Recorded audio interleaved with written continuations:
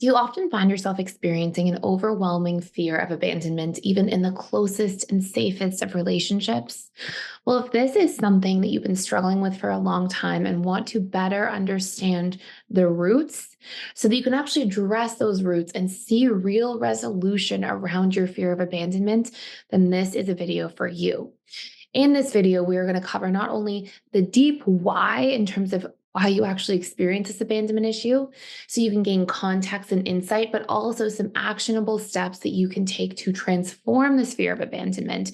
And we can actually do an exercise together that will help you leave this fear of abandonment behind. Now, if you're new here, my name is Gibson. I'm the founder of the Personal Development School and ran a very busy client-based practice for over 10 years, and have now been in the Personal Development School space for the last few years as well. And I'm really excited to share today's video with you. I put daily videos out here on YouTube, all about the subconscious mind, attachment styles, and real tangible steps for healing in our relationship dynamics and personal lives.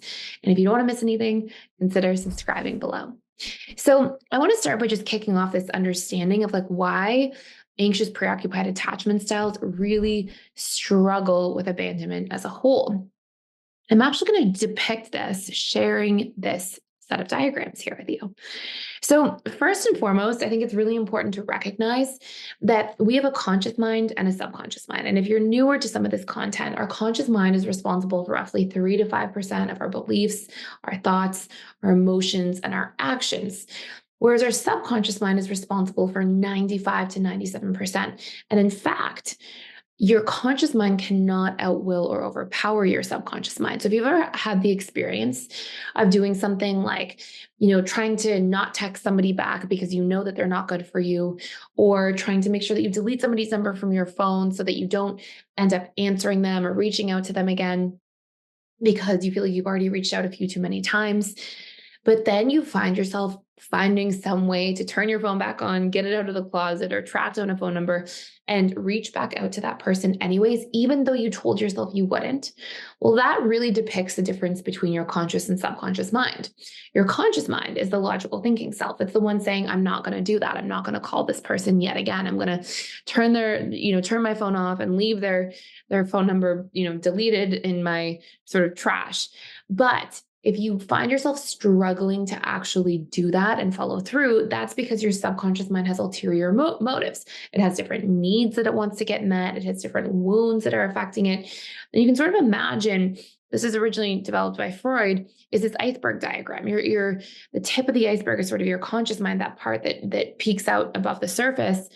And below the waterline is your subconscious and really unconscious mind collectively, that are responsible for so much of your behavior and that are the ones really running the show. Now, when we're trying to change something, we first have to understand the roots of that thing. So we have to understand, where does this big fear of abandonment come from? And the big abandonment fear is not always something that stems from these really traumatic experiences in childhood for an anxious attachment style. Sometimes there's perceived abandonment over time. Now, how the subconscious is wired, how we really obtain our programs is through things that are really emotional. So they create a really strong imprint. And the way you can sort of think of this is if you've ever had a really traumatic event, a really strong memory, you usually remember that event in very vivid detail. Okay.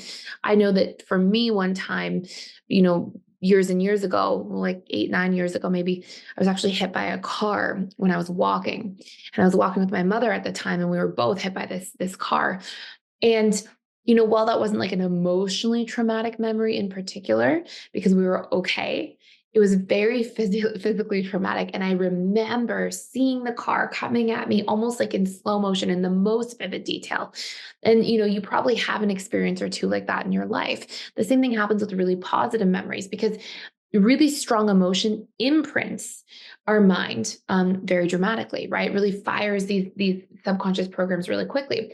But as a general rule, we basically obtain programs through things that create an emotional impact, but over, repetition over time, through repetition over time. You've probably heard the quote that's sort of cut out here, but that says neurons that fire together, wire together. So when we look at, the roots of anxious attachment and this fear of abandonment, you may have had a really strong emotional experience of abandonment growing up. So you may have, for example, actually been physically abandoned by a parent. Maybe a parent left and didn't come back, or there was a divorce that really uprooted your family, and maybe one parent really kind of disappeared out of your life after that divorce or separation. So that's one obvious example, but we can also have a lot of perceived pieces of abandonment. So a lot of small pieces of abandonment over time. And if we have these small forms of abandonment that occur repeatedly, it can actually have a very similar impact to a big traumatic experience with abandonment. Examples of this could be things like maybe you grew up in a household where one parent's really loving, but they also work a lot. And so they're kind of like there and then gone and there and then gone. And that feeling of that connection being constantly taken away when maybe you are yearning for more connection with that parent could create a lot of that perceived abandonment over time, which will create this huge abandonment wound in childhood. Now, what then will happen is often you will get so focused on not losing connection with somebody that you'll kind of abandon yourself to maintain connection with others. But the problem with that is that's the best way to keep your abandonment wounds alive, because you're basically continuously firing and wiring the self-abandonment into your subconscious programming, which will allow you to essentially maintain this big abandonment wound as a part of your comfort zone. It will be something that you're just so used to, you don't realize that you're refeeding it all the time on autopilot. So there are 3 steps we can take here together. And this can be a thought exercise, or this can be something that you really sit down with and write out. But this can be a really important exercise in terms of how to show up for yourself and overcome this fear of abandonment. And really, what is required here at its roots is for you to be able to end this cycle of abandoning yourself and learn to soothe yourself. And as you do that, what you're going to find is because you're basically able to fill your gas tank up halfway, you're not running on empty the moment somebody pulls away, which leaves you not having to panic in the same way, the moment that somebody's gone from your life, or not able to meet a need for you, or is taking some time or space, or is busy with their own lives, because it's not going to feel like that was the only source of your gas tank being full. So we have to go with this topic of individuation. Now, the video is not over. I'm going to take you through these 3 steps, but I do want to say, if you decide you want to do a much deeper dive into this video, or into this topic of individuation and how to really develop a healthier, stronger sense of self, I have a whole course on this that you can check out actually completely for free, just for a limited time. And I will put the link in the description box below. And it's called Strengthening Self-Identity and Learning to Self-Soothe. So you can check that out. So the first step here is you have to learn to meet your own needs. The more you're able to meet your own needs, the less you're going to be afraid when people pull away, because you're, like I mentioned, you're kind of filling your gas tank up halfway. Now, big needs that the anxious attachment style tend to have are things like the need for consistency, for certainty, for connection, to be comforted, the need for validation, encouragement, reassurance. And usually what you'll find is, because you were so externally focused as a result of trying to avoid abandonment again from other people in your life, you didn't learn how to meet these needs yourself. And so you'll probably find that you're not very good at validating yourself or encouraging yourself, or, creating structures and systems in your life that give you a sense of personal certainty.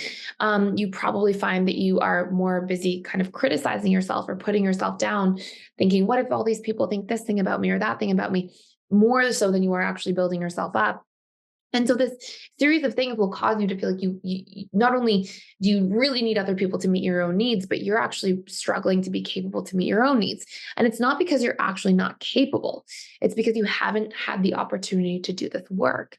And so I want you to make a list of different ways that you can meet some of those needs in your life, and pick the ones that really stood out to you from the ones that I listed. So whether that's validation or self-encouragement or connection, big ways we can connect to ourselves are through personal growth courses, introspecting, asking ourselves questions. They can be things that are very simple, like journaling, where you're really connecting to your emotions, your physical body, your breath. It can be very grounding. It can be things like, besides meditation, it can be journaling. There's lots of different ways that we can self-connect, but you want to find really healthy sources that you can develop internally.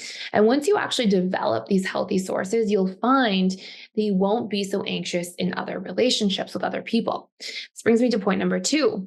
which is that we want to develop your own sense of self. So you want to actually take the opportunity to ask yourself, what do I need in the different 7 areas of my life?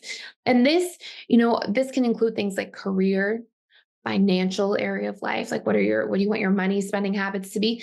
And it's not that these things are particularly self-soothing, it's that they are personalized. And when you decide, this is who I want to be, this is how I want to show up in these different areas of my life, all of a sudden, and I'll go back to the slides in a minute, all of a sudden, you're now living your life on your terms by your design, not by the external world's design. And the more we are individuated in that area, this is what I want for a career rather than this is the career I think I should be in because my parents told me so, or because, society tells me that this will be what brings me love or respect.